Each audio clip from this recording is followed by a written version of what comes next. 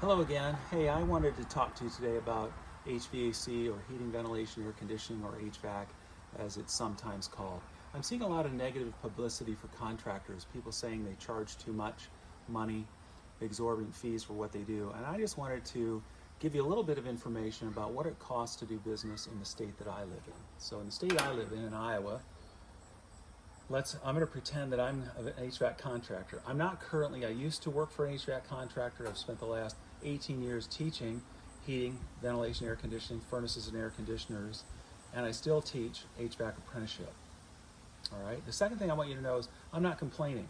There are rules in place in the state of Iowa. The state of Iowa does a very good job of governing the HVAC industry to make sure that you get qualified technicians who show up to work on your equipment or to replace your equipment.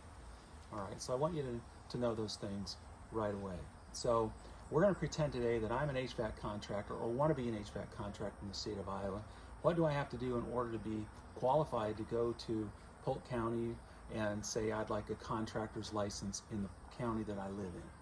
Well, first of all, I'm going to need to have a master's license. How did I get a master's license? Well, you have to go through 4 years of apprenticeship. You have to, at that time, sit for a journey person's test, or a journeyman test, or a journeywoman test, which costs money to take the test, and you have to buy about $400 worth of books, and it's a timed test.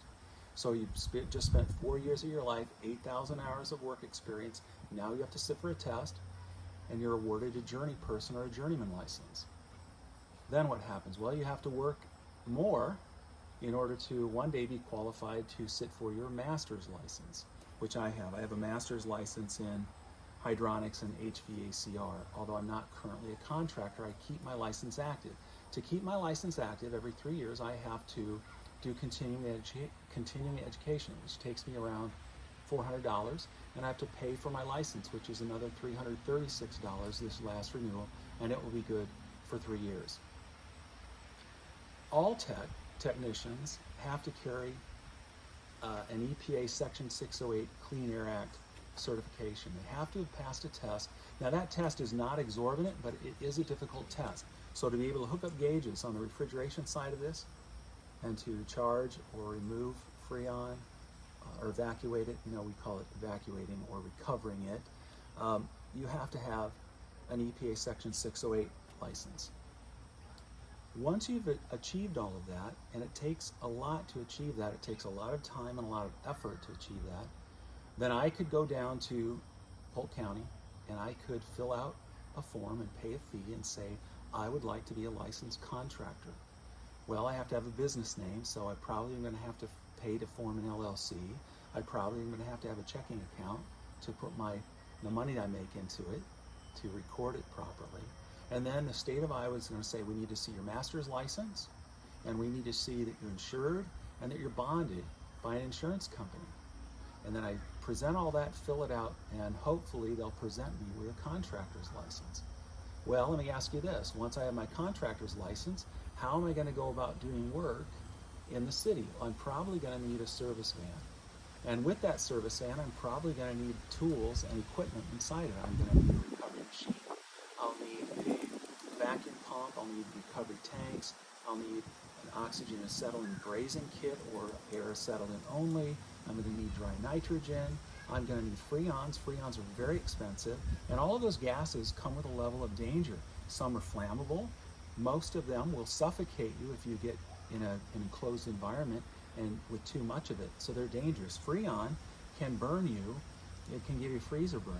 If this sprays your hand at atmospheric pressure, it's going to be minus 44 degrees Fahrenheit because this is R22. That's the freon in my system. If it's 410A, it's going to spray you at about minus 62 Fahrenheit. So it's going to blister your hand. So it's very dangerous. So now that you have your $70,000 van and all the equipment and your insurance and your bonding, now you have to go out and you have to try to find customers and build your customer base. That would be if I'm a one-man shop, but let's say I want to hire an employee.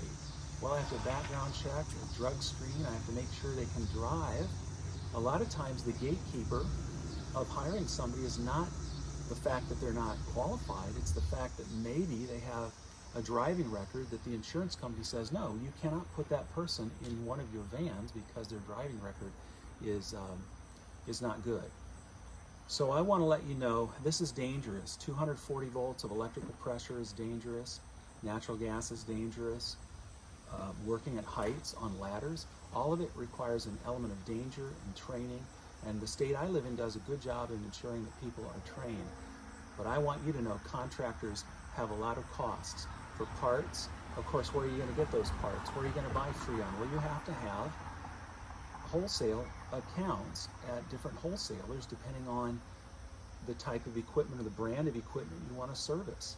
Some parts are universal, yes, but a lot of times you have to have multiple accounts around the city, and you've got to pay up front for the parts. You have to pay up front for the Freon, and then you hope that you get paid. I believe most contractors in my area are in business to make a reasonable profit, and I don't think there's anything wrong with that. You and I don't get to determine what reasonable is, and if you've had a bad experience, that's unfortunate, but I want to let you know there's a lot of training, a lot of commitment that goes into even being allowed to form your own HVAC company in order to do retrofits and installations. Now in Iowa, there is a service tech license that will allow you to do service only, but that doesn't allow you to pull permits. To be able to pull permits and do new installations, new construction, or retrofits, you have to be able to pull permits with the county that you're in. So I hope that's informative to you. I just don't like seeing contractors raked over the coals as though they're all crooks. The people I generally know in the field are very reputable, very hardworking men and women who are doing the best they can, but they're up against many fixed and continuing costs. So I hope you find that informative. Thanks, and make a comment if you like.